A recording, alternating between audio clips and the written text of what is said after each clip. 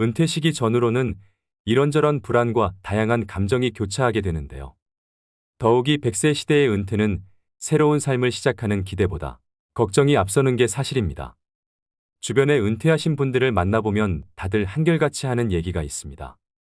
소득이 줄어든다고 생각하니 이상하게 마음이 불편해요. 생활비는 물론이고 이런저런 명목의 돈 지출과 관련해서 배우자와 말다툼도 자주 하게 되네요. 노후에 재산이 많고 적음을 떠나 생활비 지출로 갈등을 빚는 경우도 의외로 많습니다. 우리나라 중년들의 희망 은퇴 나이는 65세인데 반해 현실은 이보다 10년 이상 빠른 50대 초중반인 것으로 조사되었습니다. 이러한 이유 등으로 노후의 적정 생활비는 평균 369만 원이지만 실제 현실은 212만 원에 불과했는데요. 더 큰 문제는 우리나라 국민 52% 정도는 노후 준비를 시작도 못한 상황이라 노년기의 생존 리스크에 그대로 노출돼 있는 실정입니다. 이처럼 성공적으로 잘 나가던 사람들도 은퇴를 하게 되면 남은 인생에 대한 불안과 경제적인 압박감으로 마음이 급해져서 돌이킬 수 없는 악수를 두는 경우가 많이 있습니다. 주변에서 말려도 나는 다르다면서 굳이 그 길을 시작하시는 분들이 계십니다. 그래서 오늘은 은퇴 전문가들이 꼽은 은퇴 후에 패인되는 지름길 5가지에 대해 알려드리려고 합니다. 은퇴 후 절대 하지 말아야 하는 첫 번째는 잘 모르는 분야에 절대 투자하지 않기입니다. 아침부터 저녁까지 밤낮 없이 회사에 매여 살다가 갑자기 아침에 갈 곳도 없고 집에 있자니 가족들 눈치도 보이고 무언가를 해야겠다는 생각이 점점 더 사람을 조급하게 만드는데요. 그래서 이 사람 저 사람 만나다가 안 해본 것에 투자하게 됩니다. 은퇴 이후 절대 하지 말아야 할 것 중 첫 번째가 살면서 한 번도 해보지 않은 것에 돈을 투자하는 것입니다. 지금 세상이 너나 할 거 없이 먹고 살기 힘든 세상입니다. 그렇다 보니 어르신들 같이 순진한 퇴직자들의 은퇴 자금과 퇴직금을 노리는 사기꾼들이 천지입니다. 특히 그들이 노리는 사람은 평생 회사라는 테두리 안에서 일만 하느라 바깥 세상 물정을 잘 모르는 사람들인데요. 은퇴했거나 은퇴를 앞두고 있는 노년층 분들은 자기 은퇴 자산이 부족하다고 느끼는 나머지 자신이 잘 알지 못하는 분야에 대한 투자를 공격적으로 그리고 과감하게 하는 경향이 강합니다. 빨리 큰 효과를 거둬야 한다는 강박 때문이라고 생각되는데요. 이 시기에 가장 중요한 포인트는 은퇴 자산을 크게 불리는 것이 아니라 적정한 수익을 거두면서 잘 지키는 것입니다. 투자 사기를 치는 사람들의 언변은 그 누구도 따라갈 수 없습니다. 투자자의 주머니 속에서 돈이 나오게 만들려면 얼마나 말을 잘할까요? 모르는 사람이든 지인이든 상관없이 누군가로부터 귀가 솔깃한 투자 권유를 받는다면 먼저 그 사업이 성공 가능한 것인지 충분히 생각하고 알아보셔야 합니다. 다시 한번 강조드립니다. 은퇴 자금을 지키는 제1원칙은 바로 모르는 분야에 투자하지 마라, 아는 것에 투자하라입니다. 반대로 생각해보면 나 스스로 아는 것이 많다면 남들보다 투자를 할 수 있는 분야가 다양해지고 보다 안정적인 자금 운용이 가능해질 수도 있다는 의미겠지요. 평생 모아둔 노후 자금과 퇴직금을 날린다면 노후의 삶이 무너지는 일입니다. 젊어서야 그 돈 날려도 다시 일어설 시간이 있지만 우린 맨 땅에서 다시 시작하기엔 남은 시간이 너무 빠듯합니다. 그래서 은퇴를 목전에 두고 있거나 하신 경우라도 경제 공부가 반드시 필요한 이유입니다. 은퇴 후 절대 하지 말아야 하는 두 번째는 준비 안 된 창업하지 않기입니다. 은퇴 후 재취업의 대안으로 창업을 고려하는 경우가 많습니다. 은퇴 후 마냥 놀 수는 없으니 뭐라도 빨리 하고 싶은 마음은 10분 이해하지만 그렇다고 무작정 사업을 시작하시면 안 됩니다. 창업은 취업보다 훨씬 더 많은 준비가 필요하고 시간도 그만큼 오래 걸리는데요. 은퇴 후 재취업이 어려운 상황에서 평생 모아두었던 노후 자금을 창업 비용으로 투자하게 됩니다. 그렇지만 대부분의 사람들은 창업 아이템이 독창적이지 못하고 벼락치기로 준비하다 보니 쉽게 의지하는 것이 바로 프랜차이즈입니다. 한 집 건너 한 집이 치킨집 커피숍이 된 이유이지요. 더 큰 문제는 이처럼 창업률이 높은 업종이 폐업률도 높다는 점입니다. 은퇴 후 창업은 자아 실현이나 꿈을 이루기 위한 경우도 있겠지만 대부분은 생계가 목적입니다. 창업할 수밖에 없는 상황이라면 잘 될 거라는 안일한 생각은 접고 안정적인 수익 창출을 위해 많은 노력을 기울이셔야 합니다. 그렇다면 창업에 실패하지 않으려면 어떻게 해야 할까요? 간단하게 3가지로 말씀드리겠습니다. 먼저 첫 번째는 충분히 창업 준비가 되었는지 검토하셔야 됩니다. 준비되지 않은 창업은 시행착오를 가져오고 경제적으로 큰 손실을 가져옵니다. 이 단계에서는 창업 목적과 재무 상태, 창업 집중 여부, 그리고 노후 준비 등 다양한 조건을 고려하셔야 됩니다. 두 번째는 소자본으로 시작하셔야 됩니다. 은퇴 후 창업의 최우선 조건은 창업 비용의 적정성인데요. 큰 성공보다는 일하는 보람과 안정적인 수익의 목표를 두는 것이 좋습니다. 퇴직금을 비롯해 노후 자금을 창업에 투자할 경우 실패 시 회복이 어려우니 감당할 만한 예산 범위 내에서 할 수 있는 창업 아이템을 선정해야 합니다. 세 번째는 잘 알고 좋아하는 일을 하셔야 됩니다.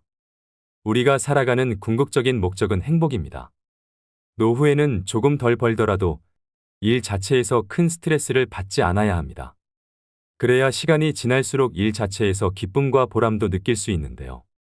단순히 남들이 하니까 또는 너무 유행을 타는 업종을 선택하기보다는 자신에게 강점이 있고 오랫동안 지속 가능한 업종을 선택하는 것이 좋습니다.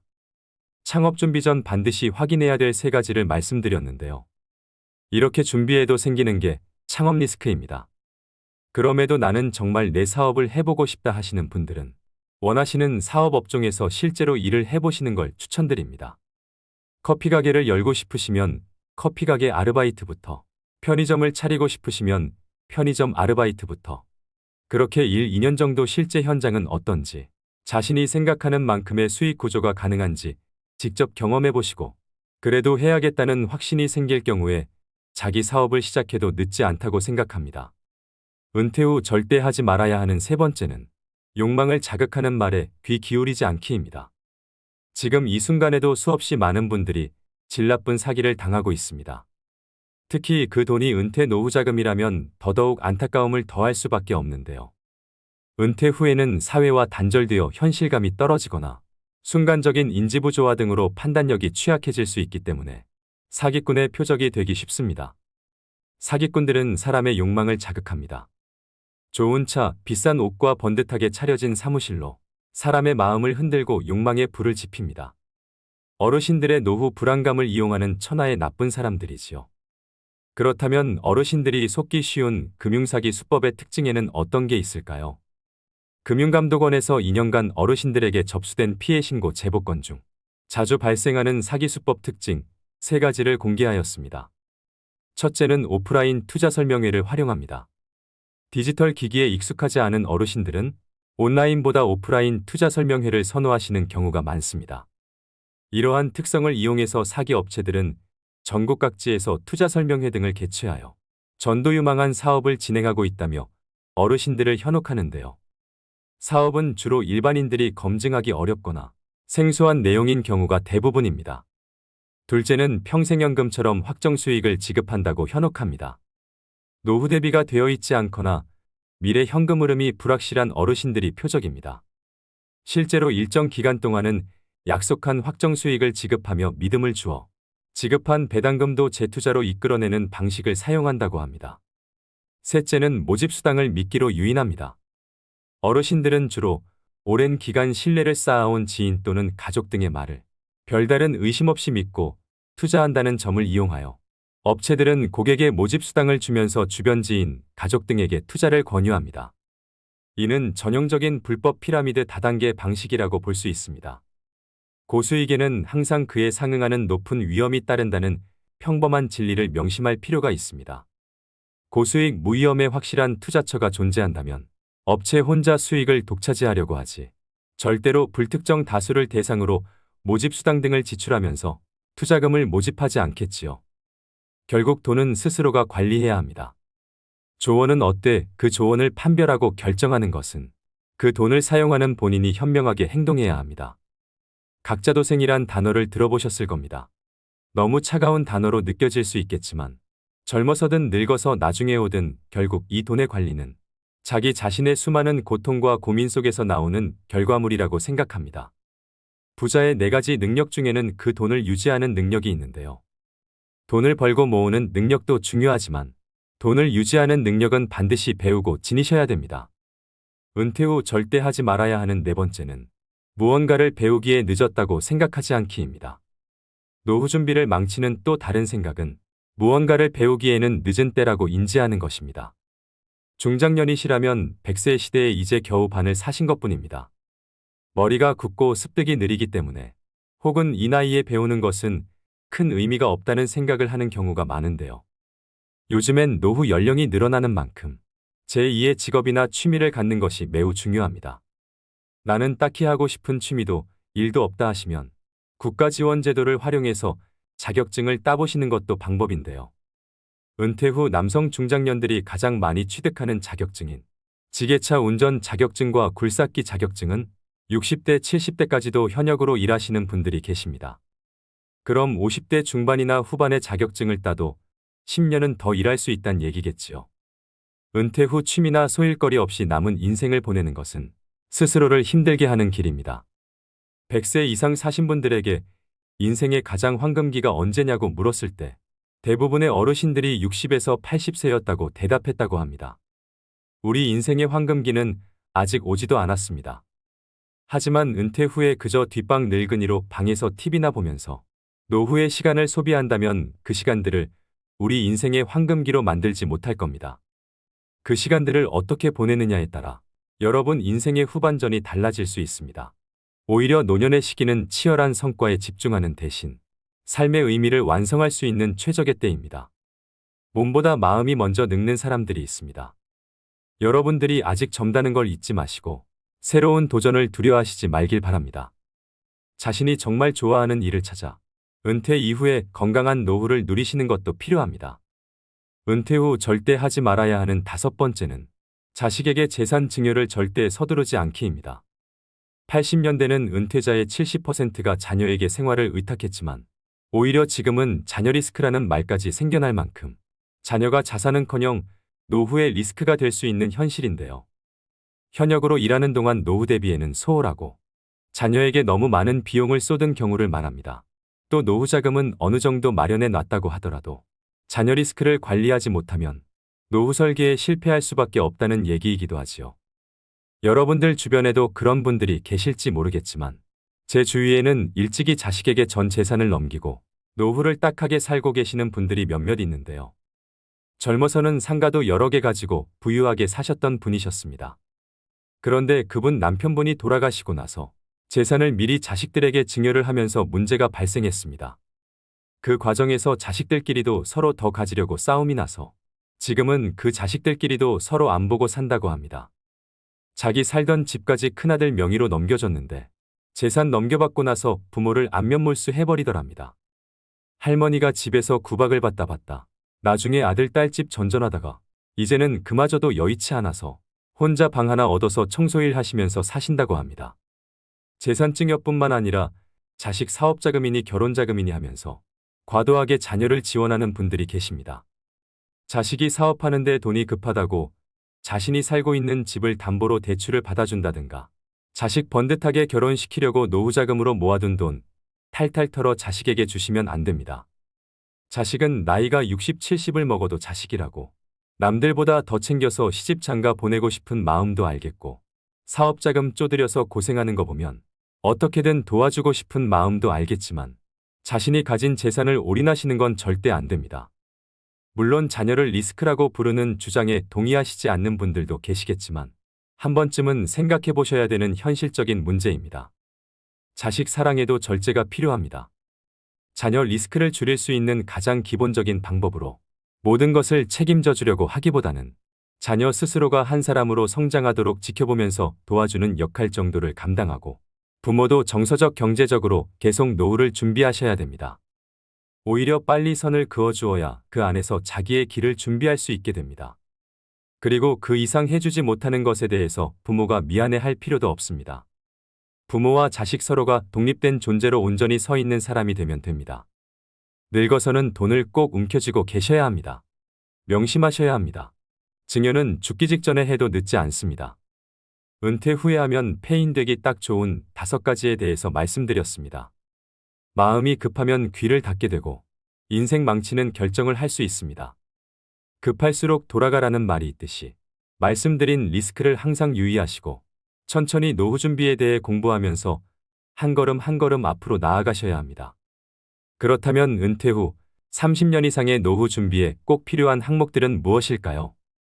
은퇴연구소에서는 노후 준비에 OF가 필요하다고 하는데요. F로 시작하는 5가지가 행복한 노후를 만들어준다고 합니다. 먼저 첫 번째는 돈 파이낸스입니다. 노후에는 국민연금과 퇴직연금 그리고 개인연금의 3층 연금으로 노후의 월급인 연금 준비가 필요합니다. 또 노후 준비는 빠르면 빠를수록 좋고 현역으로 오래 일해서 전략적으로 노후 준비를 하셔야 됩니다.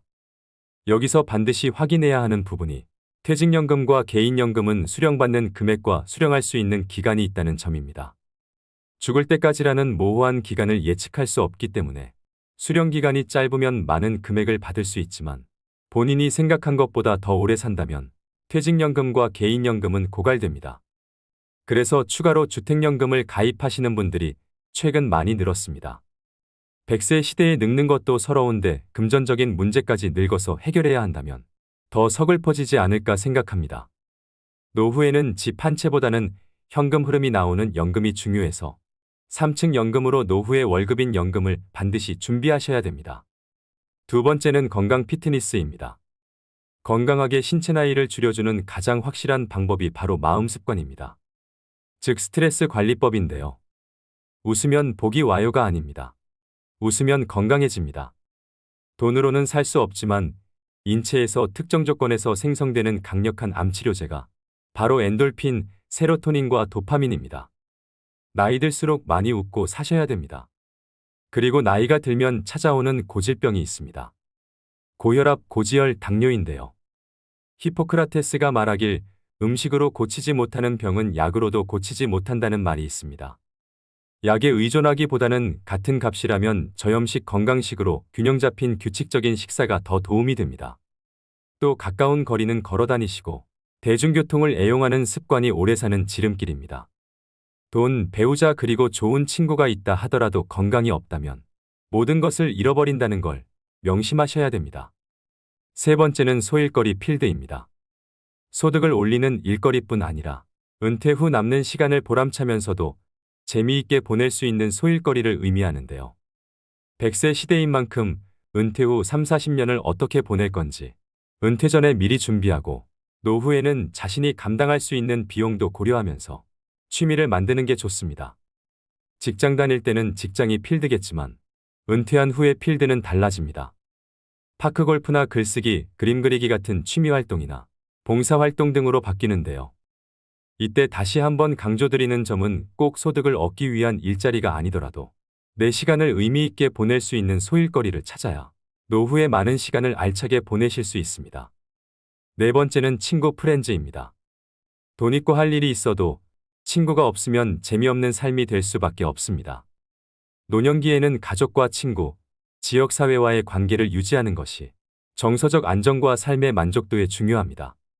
정기적인 사회적 활동은 고립감을 줄이고 행복감을 증진시키는데요.